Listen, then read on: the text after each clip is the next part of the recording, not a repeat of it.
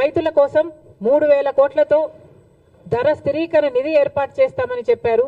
ఒక్క సంవత్సరం కూడా పక్కన పెట్టలేదు.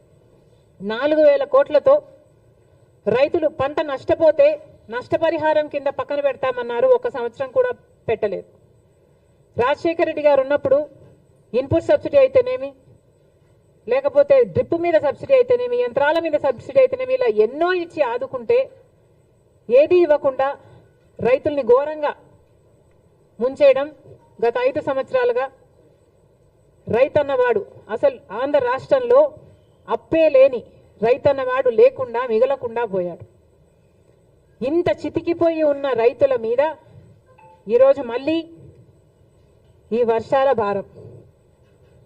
మరి రైతన్నవాడు ఏం చేయాలి? రైతులు ఎలా బతకాలి? ఇప్పుడు ముఖ్యమంత్రిగా చంద్రబాబు గారు ఉన్నారు. కూటమి సర్కార్ అధికారంలో ఉంది. మరి ఇప్పుడు కూడా రైతుల్ని ఆదుకోకపోతే ఆంధ్ర రాష్ట్రంలో అసలు రైతులే మిగలరు. ఇప్పటికే ఒకరోజే 10 సెంటీమీటర్లకు పైగా వర్షాన్ని ఎదుర్కొన్న ప్రాంతాలు ఎన్నో ఉన్నాయి. అసలు చాలా మటుకు రైతులు మళ్ళీ పంట వేసుకోలేని పరిస్థితిలో కూడా ఉన్నారు. అంటే మట్టి పుడుకుపోయి, అంటే వేసిన పంట నష్టపోవడం ఒక ఎత్తు అయితే, మళ్ళీ ఈ వర్షాలు అయిపోయిన తర్వాత పంట వేసుకోలేని పరిస్థితులు కూడా ఎంతో మంది రైతులు ఎదుర్కొంటున్నారు. మరి ఇలాంటి వాళ్ళ పరిస్థితి ఏమిటి? మళ్ళీ చెప్తున్నాం, కూటమి సర్కార్ అధికారంలో ఉంది. చంద్రబాబు గారు ముఖ్యమంత్రిగా ఉన్నారు.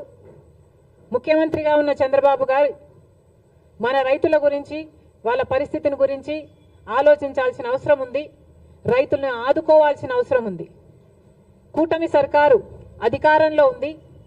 అయినా కూడా బీజేపీ వైఖరి మన పట్ల ఎలా ఉందో ఒకసారి ఆలోచన చేయండి. నేషనల్ డిజాస్టర్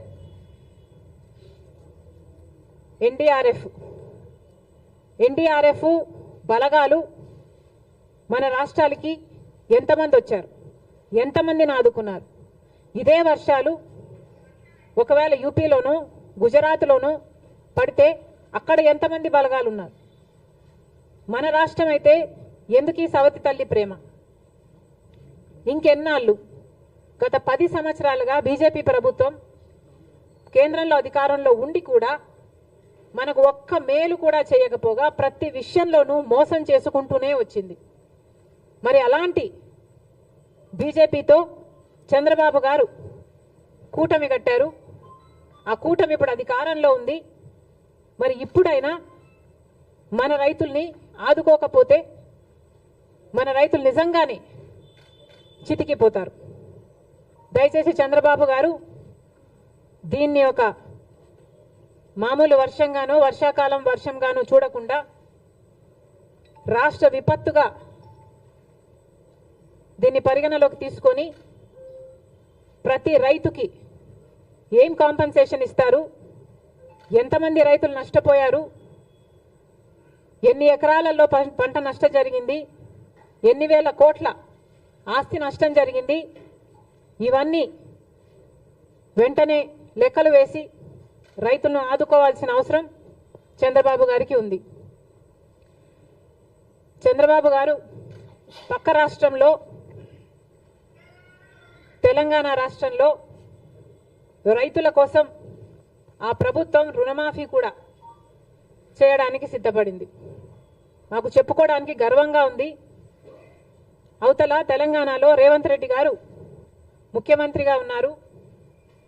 కాంగ్రెస్ పార్టీ అధికారంలోకి వస్తే కాంగ్రెస్ పార్టీ రైతులకి రుణమాఫీ చేస్తుంది అని రాహుల్ గాంధీ గారు మీటింగ్ పెట్టి మరి ఎన్నికల ముందు చెప్పడం జరిగింది. ఆ వాగ్దానాన్ని ఈరోజు రేవంత్ రెడ్డి గారు నిలబెట్టుకోవడం జరిగింది. దాదాపు 40,000 రైతు కుటుంబాలను రుణ విముక్తుల్ని చేయడానికి సాహసం చేసింది రేవంత్ రెడ్డి గారి ప్రభుత్వం.